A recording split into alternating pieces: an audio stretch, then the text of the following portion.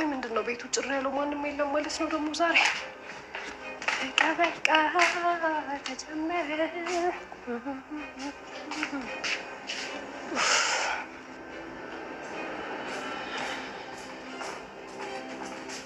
የት አባት ያደርጊው ነው?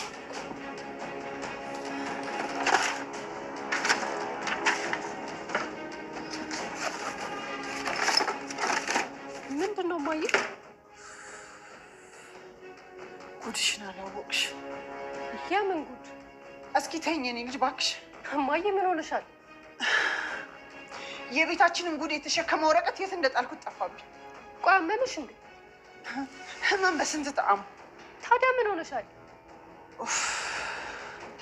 እዚህ ጋር ነበር እኮ አስቀምጬ የነበረው። እማዬ ሰላምዬ እባክሽ ተይኝ። እስኪ መጀመሪያ ተረጋጊ። ምን ሆነሻል? ምንድን ነው ይሄ ነገር? የቱ? ይሄ ነው አንቺ ላይ ያልሽው ወረቀት። እዚህ ነው ያገኘሁት። ምን? እና አነበብሽው? ኧረ አላነበብኩትም። ምን ነው? ስጭኝ። እንዴ ምንድን ነው እማዬ? ሰላም ስጭኝ አልኩሽ። ቀስ በይ እንጂ። ሰላም ስጭኝ አልኩሽ እኮ። ይሄው ያዢ። አዎ ምን ነው? ለምንድን ነው የምጠጣው? አባዬ ነገሩን እኮ አዲስ አደረገው። የኔ ልጅ ማንን ደስ ይበለው ብለህ ነው? እኔ ማንንም ለማስደሰት አይደለም የምጠጣው። እና ታዲያ ለምንድን ነው የምጠጣው? ሀናን ለመርሳት። አይ ወንድ ልጅ፣ እሷ ከነመፈጠር ረስተሃለች፣ አንተ እሷን እያስታወስክ ትጠጣለህ። አልገባኝም። ይኸውልህ ልጄ፣ ራስህን አትጉዳ። እሷ ከነመፈጠር ረስተሃለች ማለት ምን ማለት ነው? ያው ሁሉም ነገር ማስመሰል ነበር ብዬ ነው። አንተ እንደረሳችኝ እንዴት አወቅ? ልጄ አንተ እንደዚህ እየሆንክ እኔ እጄን አጣጥፌ የምቀመጥ ይመስልሃል? ምን እያልከኝ ነው? ምናልባት ይኸውልህ ሀና እንደው ልጄን የምትወድበት መንገድ ካለ ብዬ እሱን እያጣራው ነበር። አሁንም አልገባኝም። እሷ እንዳንተ ተወድህ እንደሆን ብዬ ብዙ እያጣራው ነበር። እና ግን ሀና ሆነ ብላ ነው ነገሩን ሁሉ ያደረገችው። አሁንም አጥምዳሃለች እያልከኝ ነው? አዎ እሷማ የልቧን አድረሳ ከቤተሰቦቿ ጋር በሰላም። እማዬ እንደዚህ ሆና እያይሻት እንዴት ነው? ምን ሆናችሁ ነው የምትይኝ? ቆይ እማዬ ሲጀመር ጤነኛ ሆና ታውቃለች እንዴ? ሰላምዬ እንደሱ አይባልም። ሀንዬ ሴትዮዋ ሲነሳባት ምን እንደምታደርግ አይታወቅም አይደል እንዴ? አረ ሰላምዬ ግን ታይ፣ እማዬን ነው ሴትዮ የምታያት? አዎ ነው። አንድ ወረቀት አነሳሽ ብላ እንዴት እንደጮኸችብኝ እኮ። ቆይ ወረቀቱን አንብበሽዋል? ኧረ እኔ አላነበብኩትም። ገና ላነበው ስል እኮ ነው የመጣችብኝ። ሀንዬ ወረቀቱ ላይ ግን ምንድን ነው ያለው? እኔ አላውቅም ምናሴ።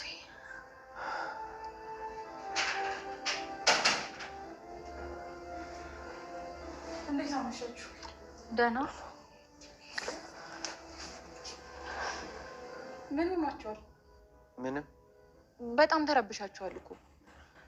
እማዬ ትንሽ ጥሩ ሁኔታ ላይ አይደለችም። ወይዘሮ ሜላት ምን ሆነች? እኛም አላወቅንም። ቆይ አቶ መስፍን መጥቷል? አልመጣም። ምን ነው ፈለግሽው? አይ ምናልባት እሱ ካለ ሁሉንም ነገር ያረጋጋዋል ብዬ ነው። አባዬ እስካሁን አልመጣም። እርግብ ከሀገር አለመውጣቷ ተረጋገጠ። እርግብ እንግዲህ ለሁሉም ለነ ወይዘሮ ሜላት ቤተሰብም ከሀገር ለወጣ ነው ፍቅረኛ የደውሎ ሁሉን ነገር ከጣሊያን ሀገር እንዳመቻቸልኝ ነግሮኛል ብላ ሁሉን እርግጠኛ ሆና መሄዷን ተናግራ ተሰናብታ ነበር። ነገር ግን ከሀገር አልወጣችም ማለት ነው። እናም ሀና ከሀገር መውጣቷን ለፋኖሴ መታ ነግራት ነበር። ፋኖሴ ደግሞ እንዴቸው ሳትለኝ ትሄዳለች ብላ በጣም ተቀይማትና አዝናባት ነበር። የልብ ወዳጇ ስለሆነች እና በችግሯ ጊዜ አብረው ብዙ ጊዜያቶችን ስላሳለፉ እንዴቸው ሳትለኝ ትሄዳለች እያለቻት ነበረ። ሳልነ ወይዘሮ ሜላትም መውጣቷን እርግጠኛ ነበሩ። ነገር ግን እሷ ብዙ ያልጨረሰችው ጉዳዮች ስላሉ ከሀገር አለመውጣቷን እንግዲህ ያረጋገጠችው በፋኖሴ ስልክ ደውላ እንግዲህ ከሀገር እንዳልወጣች ነገ ተገናኝታ ከእሷ ጋር ማውራት እንዳለባት ነግራተኝ። ፋኖሴም እንዴ ከሀገር ወጣሽ አልተባለም እንዴ ምንድነው ነገሩ ስትላተኝ ከሀገር አልወጣውም ነገ አገኝሻለሁ መገናኘት አለብን ብላ በቀጠረቻት መሰረት ተገናኙ ማለት ነው። እናም ከሀገር የመውጣቱ ነገር እርግጥ ነው። ነገር ግን ብዙ ያልጨረስኳቸው ጉዳዮች ስላሉ እነሱን ጨርሼ ከሀገር መውጣ ይሆናል ብላ ነገረቻተኝ። እንግዲህ ከዚህ በፊት አክስቷን የገደለባትን ገዳይም ሙሉ ቤተሰቦቿ እያፈላለጉ ነበር። የአክስትሽን ገዳይ ካላገኘሽ እንደውም ቤተሰብ አለ ብለሽ ወደዚህ እንዳትመጭ ብሎ ቤተሰቦቿ ሁላ ክደዋታል ማለት ነው።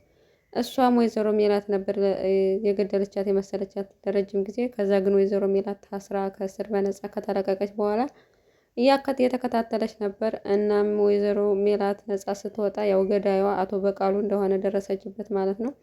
እናም አታላ ቀጥታ ከአቶ በቃሉ ቤት ድረስ ሄዳ እንግዲህ የአክስቴ ገዳይ አንተ ነህ፣ እስካሁን ስለተደረገው ነገር ስለ ወይዘሮ ሜላት አያገባኝም፣ የአክስቴን ደም ግን ፈልገዋለሁ፣ ብድሯን መልስላታለሁ ብላ ግንባሩ ላይ በሽጉጥ ደቀነችበት። እሱ ግን ለማስተባበር ሞከረ። ወይዘሮ ሜላት ናት እንጂ እኔ አልገደልኳትም አክስትሽን፣ እሷ ናት የገደለቻት፣ ስለሷማ ታስራ ነጻ ወጥታለች እኮ አንተ ነህ አክስቴን የገደልካት ብላ ግንባሩ ላይ ተኩሳበት ገድለዋለች ማለት ነው። በዚህ ምክንያት ወይዘሮ ሜላትም እንግዲህ እሱን ከመግደል ነጻ ወጥታለች። እንግዲህ እርግብ እሱን ገድለው ቀጥታ ወደ ከሀገር ለመውጣት ነው ያሰበችው ማለት ነው። ቤቲና እዝራም ተከታትለው መጥተው ምንድን ነው ያሹ ሽጉጥ ምናምን ሲሏተኝ፣ ከዛም ዘወር ሲሉ አባቱ ወድቋ ላይ ማለት ነው። እዝራ በጣም ደንግጦ አባቱን ለማንሳት ሞከረ። ነገር ግን እስከ መጨረሻም አቶ በቃሉ የእጁን አግኝቷል ማለት ነው። እስካሁን ብዙ ነገሮችን ሲያበላሽ ነበር። ግን ከሚገደል ታስሮ ፍርዱን ቢቀበልና የእውነት ፍትህ ይሆናል። መገደል ለሱ እንደውም ትልቅ ነገር ነው። እንደዚህ በጣም መጥፎ ነገር የሰሩ ሰዎች ታስረው እዛው እድሜ ልካቸውን በስብሰው በቁማቸው መጥፎ ነገር ማድረግ ምን ያክል ስቃይ እንደሆነ መማር ነበር ያለባቸው። እንደዚህ መግደል አልነበረባቸው። ነገር ግን ወይዘሮ ሜላት ከምትገለውና እሷ ልጆቿ በትና እስር ቤት ከምትገባ እርግብ እሱን ገላ ከሀገር መውጣቷ የተመረጠ ይሆናል ማለት ነው።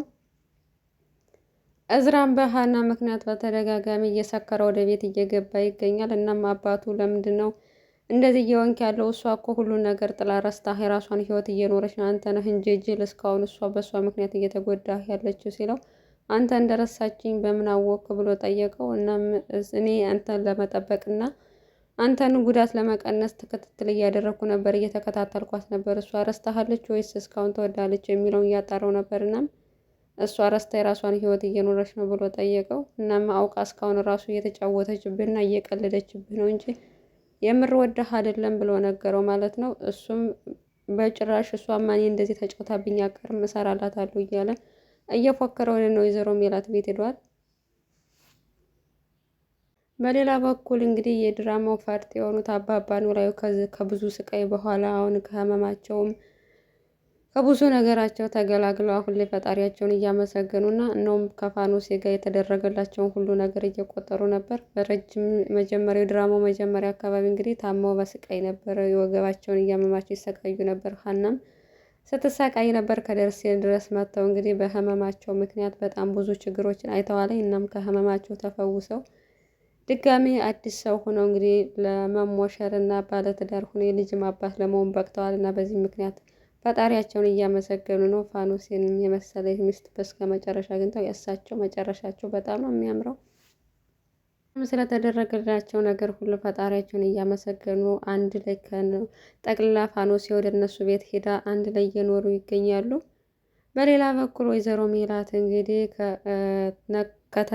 ከወደቀችበት ነቅታለች ማለት ነው። ሳሎን ላይ ተዘርግፋ እያለ ሁለታቸውን በጣም በድንጋጤ አፋፍሰው ወደ መኝታ ክፍል ወስደው ፎጣ አድርገው ግንባሯ ላይ እየጠበቋት ነበር ለረጅም ሰዓት።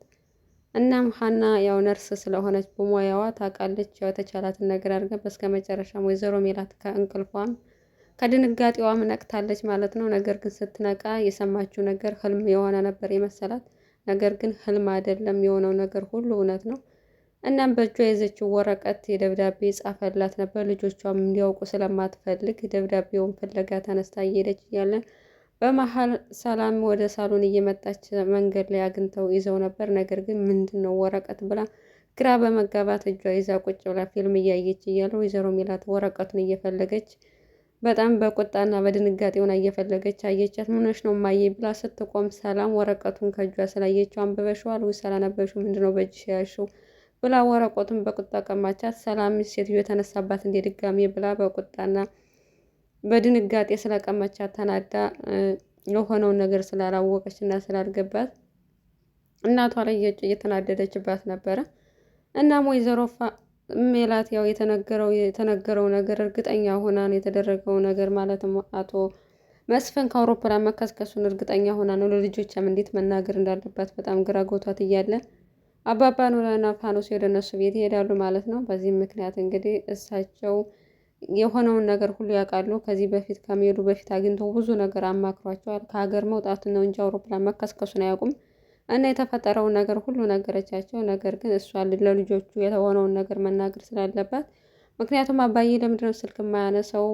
በተደጋጋሚ እየደወሉለት ስልክ ያነሳ ምን ሆኖ ነው? አንቺስ እንደዚህ የምትጨነቂ ምን ሆነሽ ነው? እያሉ ጥያቄ ስላበዙበት ግዴታ ካላወቁ ስለሚያጨናንቋት ማወቅ ስላለባቸው አባባን ኖላዊ እንዲነግራቸው ለልጆቹ ጠየቀችውና እሳቸውም በተሰበሰቡበት ሳሎን ቁጭ ብለው ለመናገር ሞከሩ ማለት ነው። እናም የተፈጠረውን ነገር በእርጋታ ለማስረዳት ሞከሩ። ከአባታቸው ከሀገር እንደወጣ ሲነግራቸው መጀመሪያ በጣም ደነገጡ። የባሰውም አለ ብለው ጭራሽ እነሱ የሄዱበት አውሮፕላን እንደተከሰከሰ ነገሯቸው እና በጣም ሁላቸውም በጩኸት ቤቱን አደበላለቁት። በጣም ተረብሸዋለኝ፣ ደንግጠዋል። ምን ማድረግ እንዳለባቸው ራሱ አያውቁም። እርግጠኛ አልሆነም እኮ እናታችሁ ገና ጥርጣሬ ናት፣ እርግጠኛ አይደለም መሞትና ለመሞቱን ቢላቸውም በጭራሽ ማመን መስማት አልፈለጉም። ሁላቸውም በድንጋጤ እያለቀሱ ነው። እንግዲህ አቶ መስፍን በስከ መጨረሻ ከሀገር ሳይወጣ ወይ ሆቴል ተደብቆ መጨረሻ ላይ ሰርፕሬስ ሊያደርጋቸው ነው ወይስ ደግሞ የእውነት ሞቷል የሚለውን በቀጣይ ክፍል አብረን የምናይ ይሆናል። ውድ ቤተሰቦቻችን አብራችሁ ስለቆያችሁ እጅግ በጣም እናመሰግናለን። በያላችሁበት ሰላማችሁ ይዛ ሰናይ ጊዜ ተመኘንላችሁ። ለቤቱ አዲስ የሆናችሁ ሰብስክራይብ እያደረጋችሁ ቤተሰብ ሁኑ። እናመሰግናለን።